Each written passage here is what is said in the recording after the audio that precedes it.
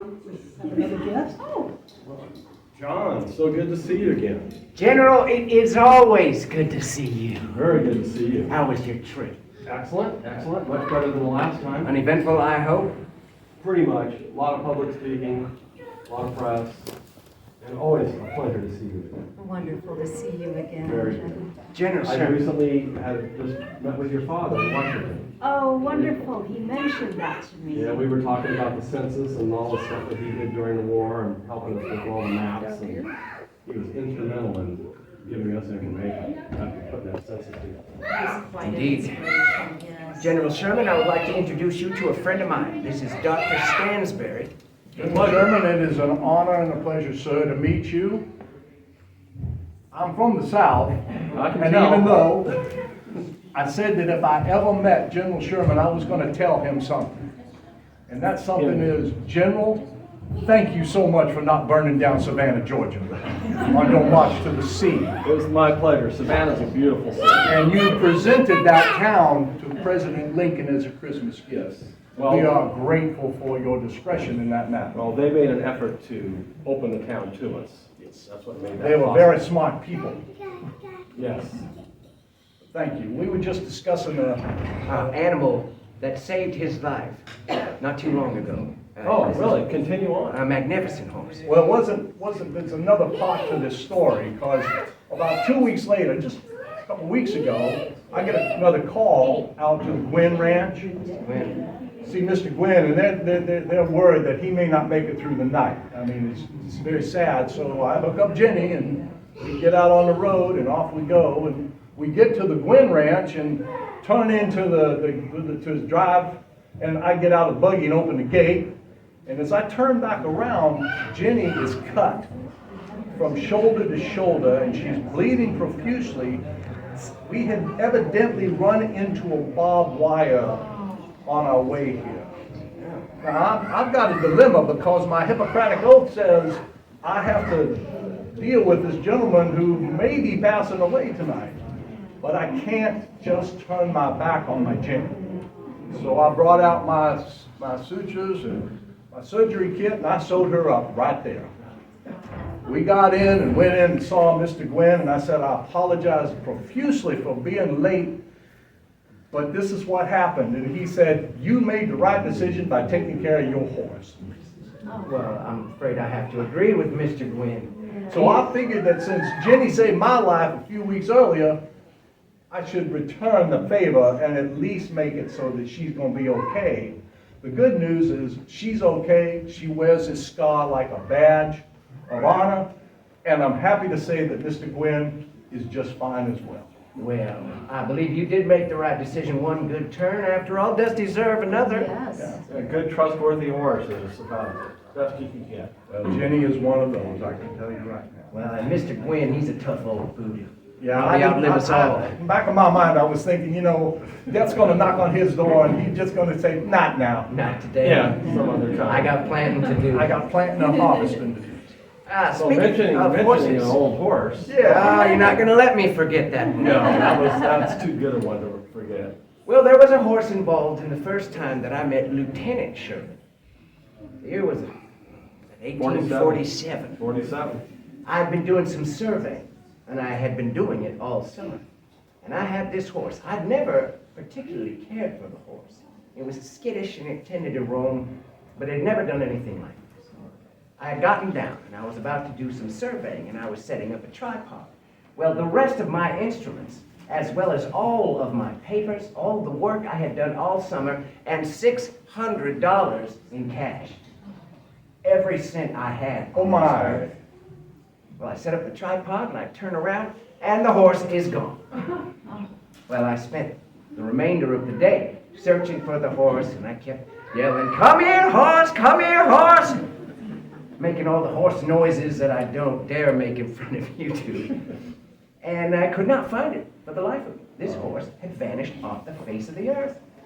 So I go tromping through the mustard weeds, following what I suspected was a trail that would cut this way and that way and this way and that way until I couldn't distinguish a trail from anything. Now, that horse was making his own trail. Evidently. See, I went tromping through that mustard weed and came upon Lieutenant Sherman, Mhm. and an aide of his who were out here doing business. You're Yeah, we were lucky. on our way to arrest a mayor That's who wanted to right. turn the city over. That's right. And you, sir, are lucky you didn't get shot. Well, knowing what I know now, I feel very fortunate to have not been shot. But I told them my predicament, and they had told me that shortly before my arrival, they had heard a horse tramping through the mustard wheat. They told me where I should try, and I did. I was gone several more hours. Never saw the horse again. However, I did find my saddlebags, instruments, and money intact. Oh, I'd have been ruined. I would have Glory been be. ruined had it not have been for finding those Well, you have saddlebags. good graces. Good My fortune. goodness. He must have rubbed up against a tree and caught it or something. I don't even know how a horse takes saddlebags off. The good news is he Brush and low branches. The good news is that he did. So that was how I first made my I'll be acquaintance gone. with the general. And then the last time I came through town here, I was on the train, I was looking and inspecting forts up to the north, looking what we were gonna decommission, and I really didn't have time to stop. I got a chance to talk to you, I missed you. Yes. You know, we were just in a rush. No, I've been on that road from Oregon to Reading. I don't envy that trip. Yeah, I know I must have been that tired. wagon ride's not good. No, as a matter of fact, it's bad. And these old bones just don't like it. But it was still good to see you, however brief it was. Yeah, I was closing down some businesses in San Francisco also at the same time, so that's why we were rushed through. But it was great to see you. Yes, it's always good. General Sherman was at our wedding in Washington. And as I understand, so was General Grant. General Grant was there, old Sam was there, Mhm. if I may be permitted. Oh, yeah, he wouldn't mind. And of course, it was at the home of Mr. Kennedy and his father, who worked for the Census Bureau. Oh, yeah. If I'm not mistaken, it was his 1860 census that gave us plenty of intelligence to win the war. Yeah, he did all of it, helping us develop maps, where supplies, vital supplies, and So that's how that happened. yes, that's exactly how it happened. I still have a copy of that on my desk today.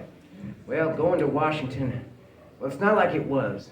It's not like it was. No, I have informed. the politics are running rampant. They are. I understand that President Hayes is not going to run again. That's why we're on this trip. His last year, we're taking a tour around the country, which is getting us both out of Washington, Well, that's- away from the politics. As much as an admirer I am of President Hayes, I got to say, his not running again gives my man Neil Dow of the Prohibition Party Yeah. a fighting shot. General Dow is, well, a man of integrity, and I believe the Prohibition Party is the party of the future.